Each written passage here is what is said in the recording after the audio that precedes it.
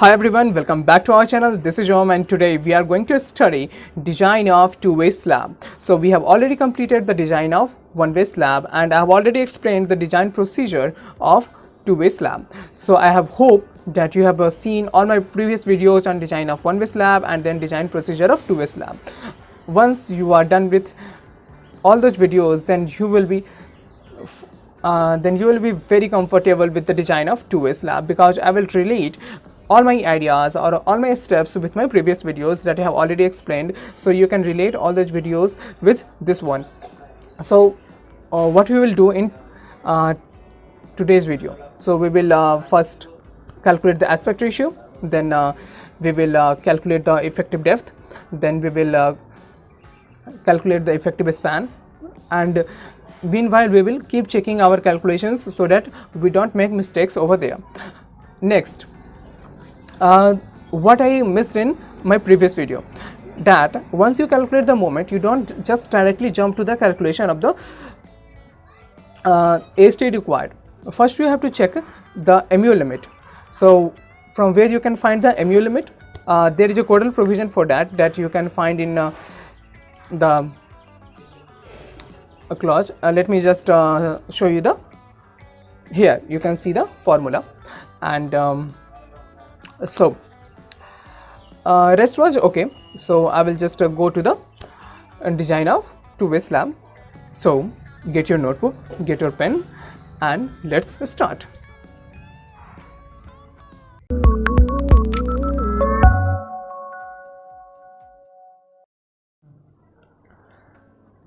So this plan has already been discussed in our previous classes in the StatPro series of English.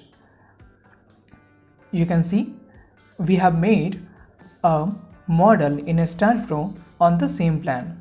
So today we will choose one slab which will be our two-way slab, and then we will design our two-way slab.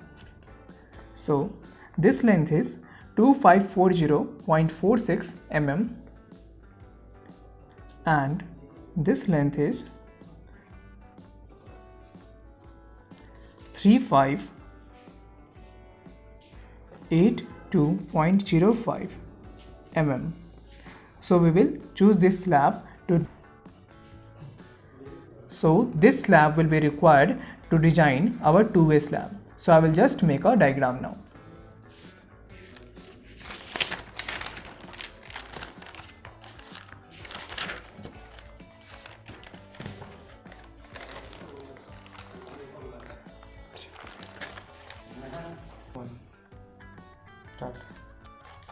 So the diagram will be somewhat like this.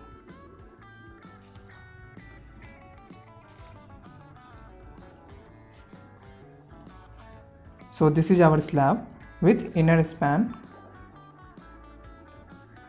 So this is the clear span and the length is 3582.05. So we will use 3582 mm.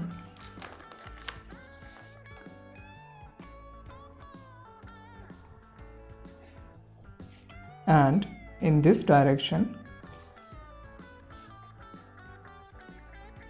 the length will be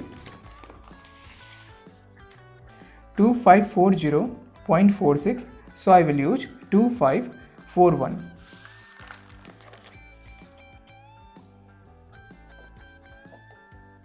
Then we have support around this slab. The supports are beams of 250 mm. If you will watch that video in which we have designed this slab in StatPro, then you will know that all the beams were of size 250 mm. So this is 250 mm.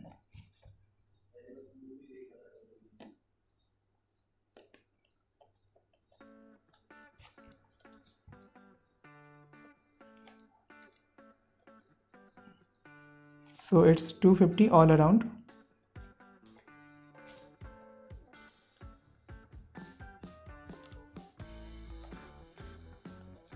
Now we don't need to see the previous diagram now.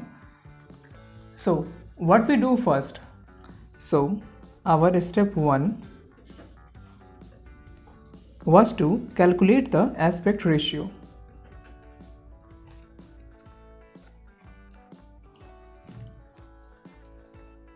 What was aspect ratio? It was longer span divided by shorter span. So here we have longer span as 3582 mm and shorter span as 2541 mm. So we will just divide it.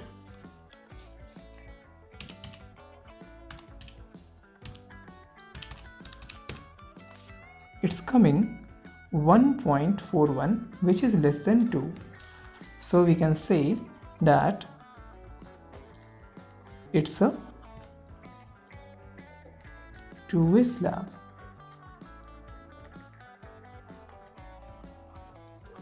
Now, what is our step 2?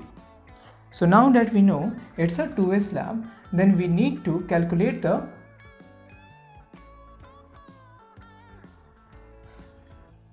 approximate depth requirement from the deflection criteria. So we need to refer clause 23.2.1, and in this clause you can see the various values. The basic value for the cantilever is 7, simply supported is 20 and continuous is 26. So to calculate the approximate depth, we have a formula L by D, which is less than K1 into K2 into K3 into K4 multiplied by basic value. I have already explained these things in the design of one-way slab, so I will move quickly. So if you are finding any difficulty in understanding all these concepts, then you can see my video on design of one-way slab part 1. So here our values will be, for K1 it will be 1, K2 it will be 1.4 is the modification factor, K3 is 1, K4 is 1, and for the basic value we need to calculate it. So you can see that our basic value for simply supported is 20 and continuous is 26. So I will take the average. Now why I am taking this average for the simply supported and continuous? So for that we need to check our figure. So this side is simply supported and this side, actually this side is simply supported, this is our shorter span, and this side is continuous because we have another slab on this side. So we will take the average of simply supported for this one and continuous for this one, because we consider the shorter span in the design of slab. So our basic value will be the average of simply supported and continuous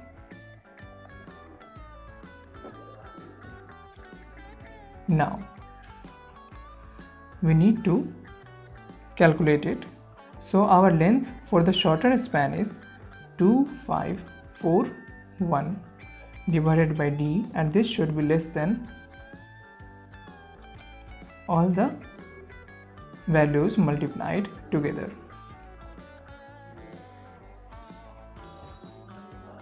So you can say 2541 divided by D is less than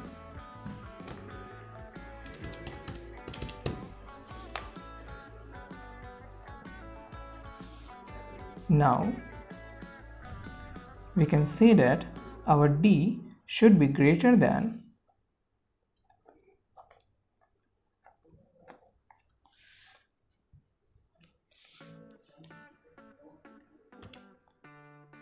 2541 divided by 32.2,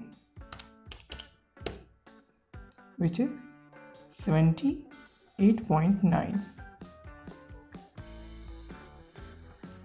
Okay, this much mm. So we will calculate the overall depth now, which is our step 3. So step 3. What is our step 3? It will be calculation of overall depth. So our overall depth is denoted by D. So we will use this 78.9 plus half of the diameter of the main reinforcement. So in this case I will take the main reinforcement of 8 mm dia bar. Then we need to provide a cover of 15 mm, because if we are considering the main reinforcement less than 12 mm dia, then we will subtract 5 mm from the cover, which is of 20 mm in the usual case. So I have already explained this thing in my previous video of design of one-way slab part 1, so you can watch that. Now I will just add it.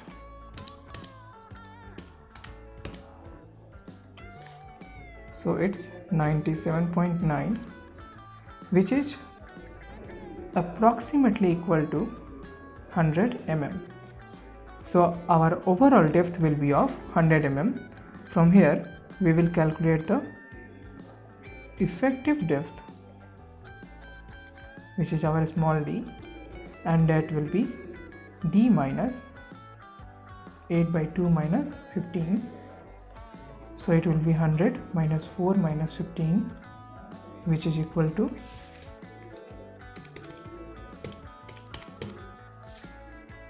81 mm. Now we need to move to our step 4.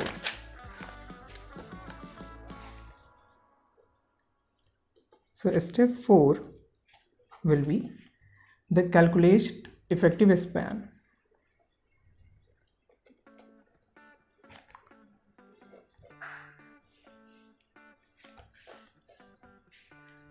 If you have seen my video on design procedure of two-way slab, then I think you will have no problem in understanding all these steps and the sequence of the steps, because I have already explained everything over there.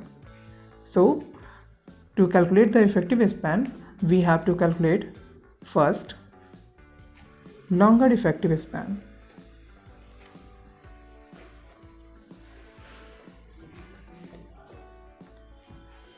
In this we have two conditions. First is clear span plus the effective depth of the slab.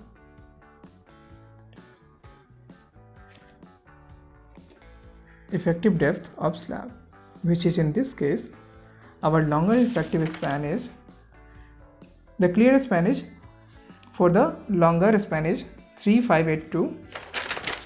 So it's 3582 plus effective depth is 81, which we have just calculated over here. Now this will add up to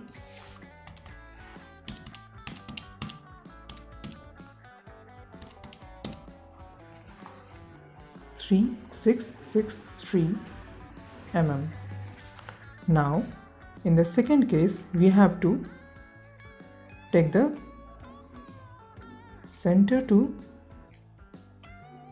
center distance between supports. So as you know, we are taking a beam of 250 mm, so we will take the half of that. So this is our 250 mm. So I will just draw this, okay, so that it will be easy for you to understand this.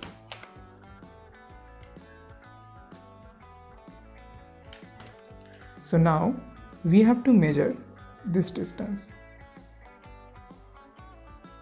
So this distance will be 250 minus 2 to calculate this distance.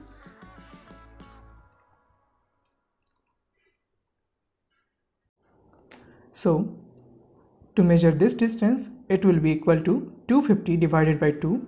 Then we have 3582 for this distance, and then 250 divided by 2 for this distance. So it will be 3582 plus 250 by 2, and this will be equal to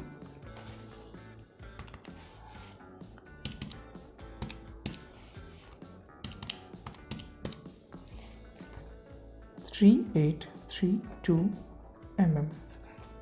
Now the shorter of these two values will be equal to the longer effective span. So we can say our longer effective span is equal to, which one is shorter? This one. So 3663 mm. Similarly, we will calculate shorter effective span. We will use the same condition. So first, clear span plus effective depth. What is our clear span? It's 2541 and effective depth is 81 mm. So it will be 2541 plus 81, and this will be equal to 2622.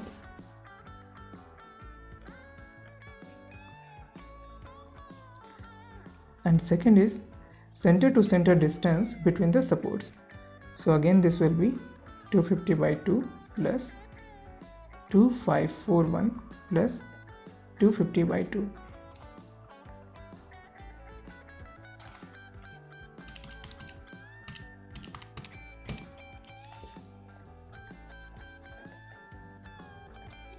Now I am not writing all these sentences again to just shorten the length of the video, but when you will write this or you can say that you will solve this question in the exam hall, then you have to write all the steps.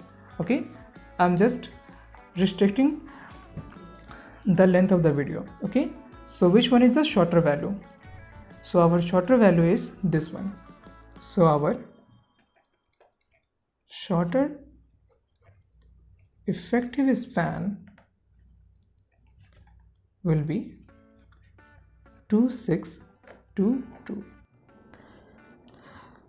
So now that we have calculated the longer effective span and the shorter effective span, we will calculate the aspect ratio once again.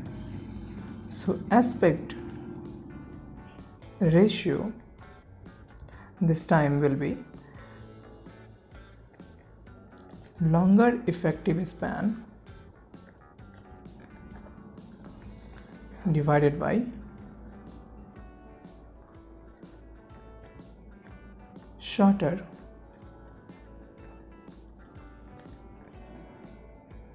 effective span, which is 3663 divided by 2622, and this will be equal to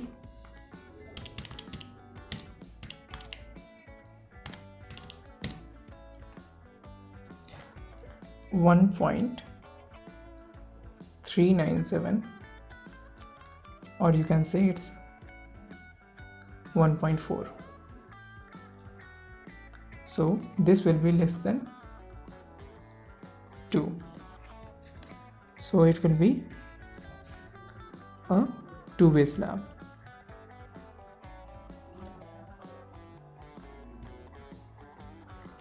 Now we need to find out the loads on the slab. So our step 5 will be calculation of loads.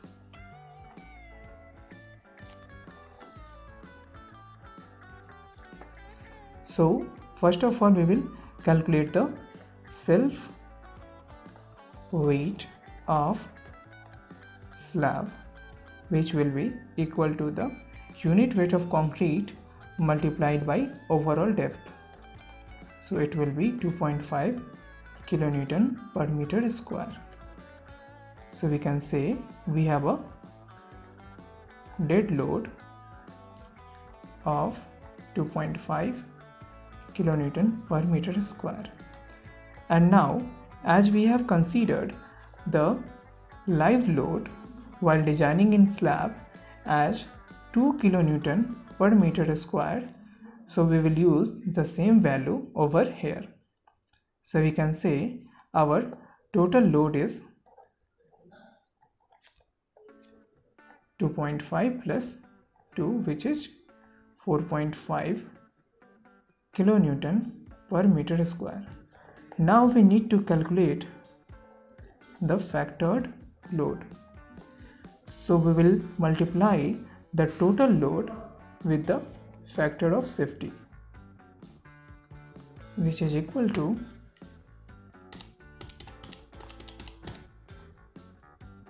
6.75 kilonewton per meter square. So this is how you calculate the loads. In the upcoming classes, we will calculate the moment, then the main reinforcement. As I have already explained, in a two-way slab, both the sides have the main reinforcement. That is, you have the main reinforcement along the x-axis and main reinforcement along the y-axis. I will show you the diagram. So even in this direction, you will have the main reinforcement, and even in this direction, that is along your shutter side, you will have the main reinforcement. So I will show you how to calculate those main reinforcements, and after that I will show you how to make the drawing of the cross section of the slab. Thank you and take care. Bye bye.